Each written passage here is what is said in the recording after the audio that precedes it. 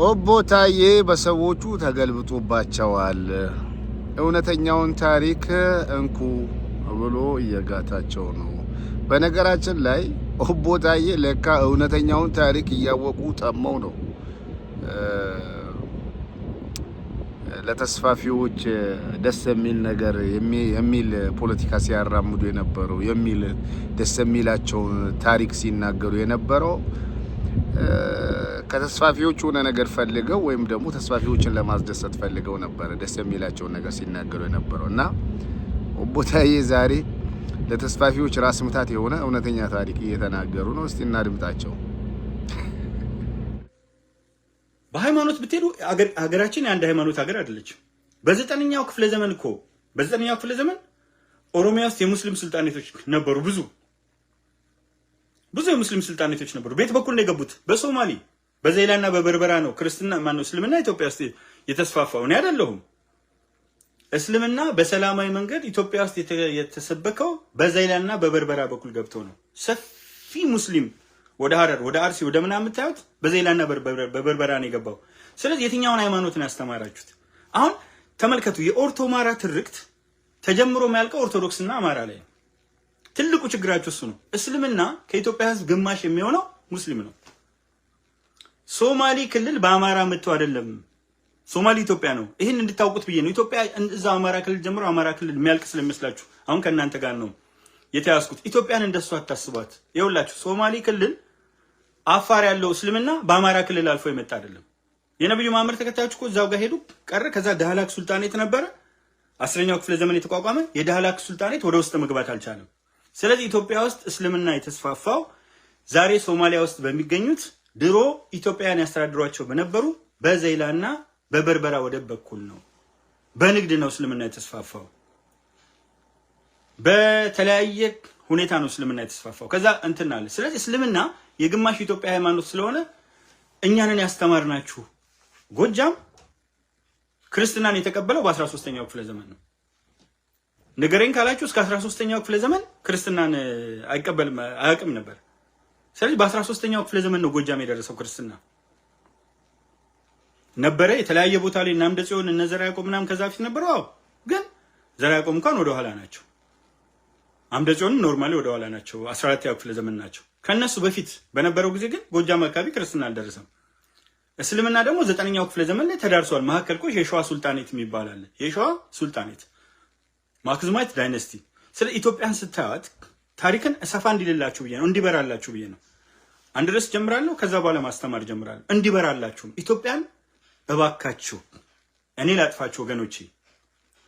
ኢትዮጵያን በሙሉ ስዕሏ ተመልከቷት። ዋቄፈና የሚባል እምነት አለ። ጁዳይዝም የሚባል ቤተ እስራኤሎች የሚከተሉት እምነት አለ። የእስራኤል እምነት አለ። የተለያዩ ደግሞ እምነቶች አሉ። እነዚህ ሁሉ የኢትዮጵያ እምነት አካል ናቸው። የሃይማኖታዊ ታሪካችን አካል ናቸው። ስለዚህ ክርስትና መካከለኛው ምስራቅ ላይ ቅርብ ምስራቅ ተፈጠረ። ከዛ በኋላ ወደ ሩሲያ፣ ወደ ግሪክ ኦርቶዶክሱ፣ ካቶሊክ ወደ ሮም፣ ወደ አውሮፓ፣ ወደ ተለያዩ ሀገሮች በተለያዩ ጊዜያት ደረሰ። ኢትዮጵያ ውስጥ ደግሞ እድለኛ ሆነን ቀድሞ ደረሰ። ከዛ በኋላ መሄድ ጀመረ። ሰዎች ክርስትናን እየተቀበሉ መጡ።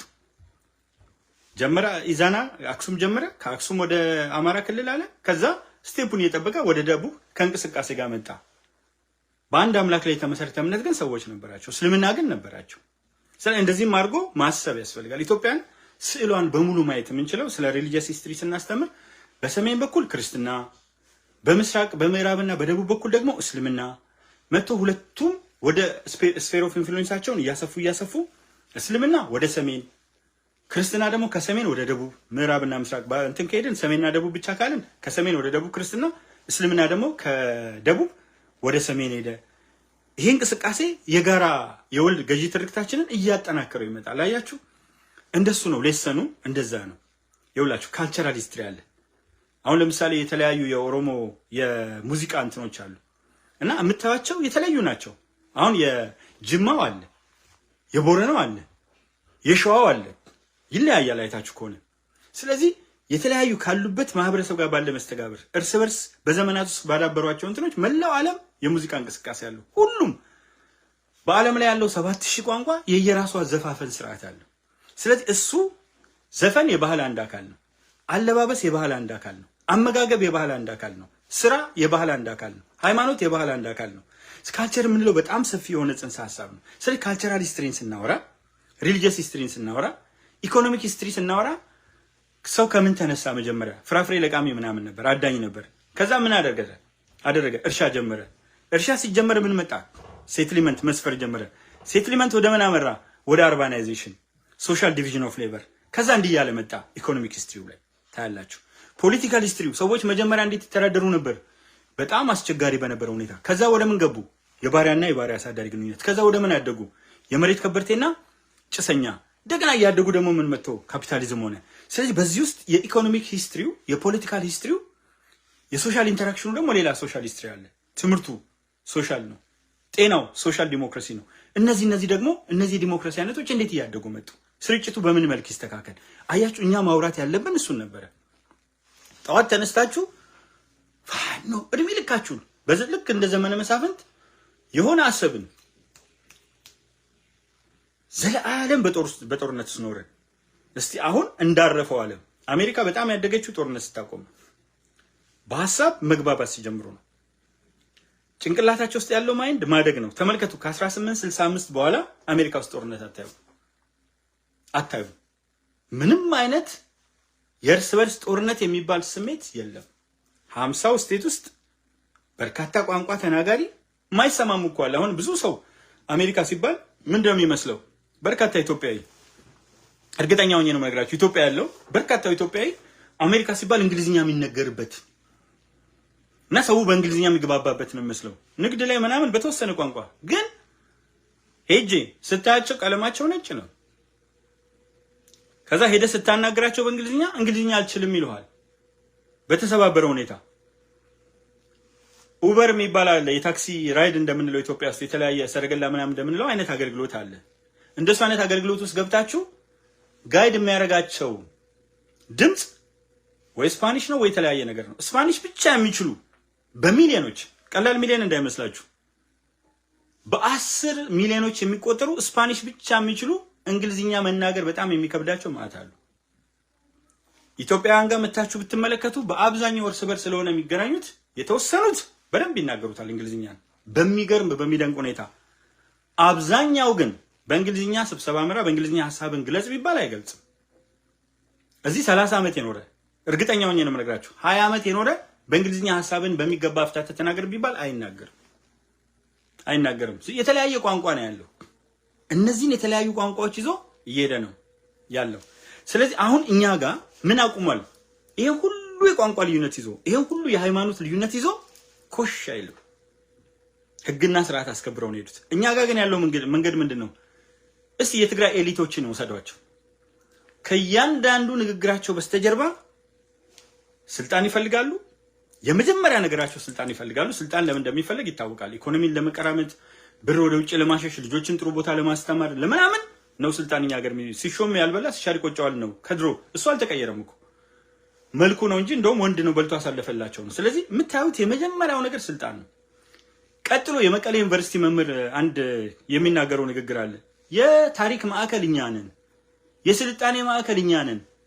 የኛ የአእምሮ ስሪት ውቅራችን የምናስበው ነገር እጅግ በጣም የተለየ ነው ሲላችሁ እሱ አሁን ቲፒካል መገለጫ ነው። እሱን የመቀሌ ዩኒቨርሲቲ እንትን የነበረው በጦርነት ጊዜ በጣም ጎልቶ የወጣው ሰው የሚያስበው እኛንን ሴንተሮች ይላል። በቃ የታሪክ ሴንተር እኛ ነን፣ የባህል ሴንተር እኛ ነን፣ የስልጣኔ ሴንተር እኛ ነን። የሁሉ ነገር የአክሱም ስልጣኔ የኛ ነው፣ ሌላ ስልጣኔ የለበትም ይላችኋል። ግን እዛው ጋር የአክሱም ስልጣኔ የኩሾችና የሴሞች የጋራ ስልጣኔ መሆኑን እዛው ጋር ጥንት ዛሬ እንደዚህ አይነት ነገር ሳይመጣ ፕሮፌሰር ሰርጎ ሀብለስላሴ ኤንሸንት ኤንድ ሜዲቫል ሂስትሪ ኦፍ ኢትዮጵያ 1270 ኤዲ ብለው በጻፉት መጽሐፍ አክሱም የሚለው ቃል ራሱ የኩሽቲክና የሴሚቲክ ውህድ ነው። አክ ማለት በኩሽቲክ ቋንቋ ውሃ ማለት ነው። ሹም ማለት ደግሞ ቺፍ አለቃ ማለት ነው። አክሱም የመጣው ከሱ ነው። አንዳንዶቹ ሳይት ኦፍ ዳይመንድ ነው። አክሱም ማለት ግሪን ዴንስ ጋርደን ነው።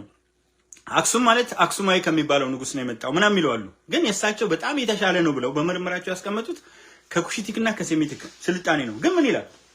የሁሉ ነገር ምንጭ እኛ ነን ይላል። ጦርነት እኛ ነን፣ ባህላዊ ጨዋታችን ነው። 5-6 ሀገር ከየት እንዳመጡት አላውቅም። ወቅተውን በቅርብ ጊዜ በተካሄደው የህወሓት ጦርነት 6 ሀገሮች ወቅተው ያሸነፍን አንደኛ እኛ ነን ይላችኋል። በቃ እኛ ብሎ ትግራይ ላይ ጀምርና ትግራይ ላይ ይጨርሳል። ከዛ የሌሎቹን ንግግር እዛው ጋር ማስከተል ይችላል።